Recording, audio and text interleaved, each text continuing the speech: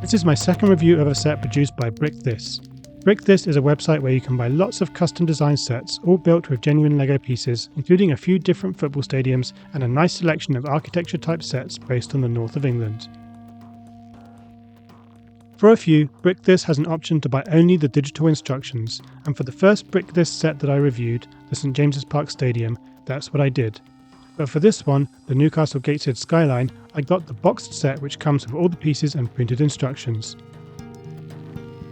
This was actually sent to me for free by BrickThis so that I could do this review, so massive thanks to them for that.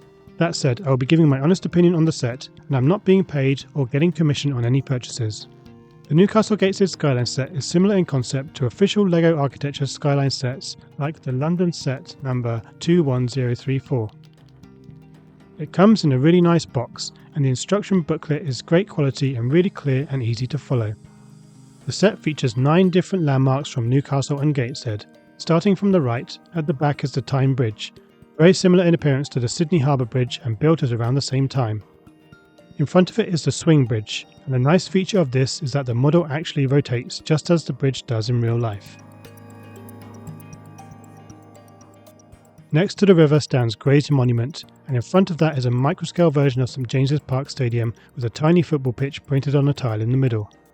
Behind the stadium, a carriage of a Tyne and Wear Metro train is crossing a bridge.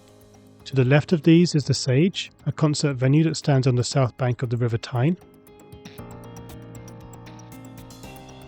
Next to it is the BALTIC Centre for Contemporary Art, and behind that is the Angel of the North, situated on top of a tiny hill. Finally, next to that is the Millennium Bridge, sometimes called the Blinking Eye. Like the model of the Swing Bridge, the micro Millennium Bridge also moves, which is a nice feature. Here are each of the 9 LEGO landmarks compared to their real-life counterparts, so that you can see the extent to which the builds are accurate. Overall, I would rate the accuracy of builds as very good. I would say the Sage is the weakest of the 9, with the colour and shape of it both being a bit off. And although the Angel of the North looks great, the hill that it's placed on doesn't really look that much like a hill. The Tyne Bridge is very accurate and looks great. The Swing Bridge looks pretty decent, and any minor inaccuracies are made up for by the fact that it moves. The same can be said for the Millennium Bridge.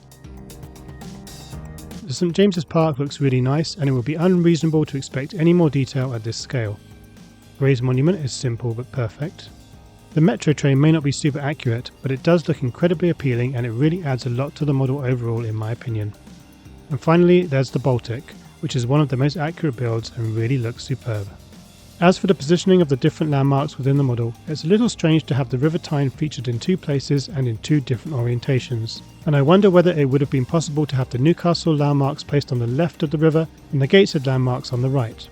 That said, geographical accuracy has never been a hallmark of the official LEGO Architecture series, so it's a little unreasonable to demand it here, and it wouldn't be possible to have all 3 bridges on a single stretch of river without changing the dimensions of the model and completely redesigning it. Also in favour of the way it's currently arranged is the fact that St James's Park appears in the centre, which seems appropriate given how important Newcastle United is to the city. And with Gray's Monument in the background sandwiched between the Metro train and the iconic Tyne Bridge, it really does feel like it captures the spirit of the city. Meanwhile, grouping the 3 most famous landmarks from south of the river together also feels like the right choice, giving the set an overall appeal and balance. In summary, I think this custom set from BrickThis is amazing and I'm really glad to have it in my collection. I would highly recommend buying it if you're a fan of LEGO architecture, if you love the northeast of England, or if you're looking for a gift for someone from the area. It's the perfect size to be displayed on a desk, mantelpiece or windowsill, and great fun to build as well. Other sets from the series that I would love to get my hands on are the Durham Skyline, Tynemouth to Whitley Bay, and the Lake District. I'd also like to get the Blackpool set, at least once I've actually been there and been on Icon and the Big One and the Big Dipper. If you're interested in the sets available from BrickThis, check out the link in the description. I do highly recommend these custom sets, not only for the quality of the builds, but also because of the quality of the boxes and instructions. Let me know your thoughts in the comments. Thanks as always to my patrons RyGuyGaming, GeigerBricks and 2x3 Studios. Check out their channel links in the description. Thanks for watching and I'll see you next time.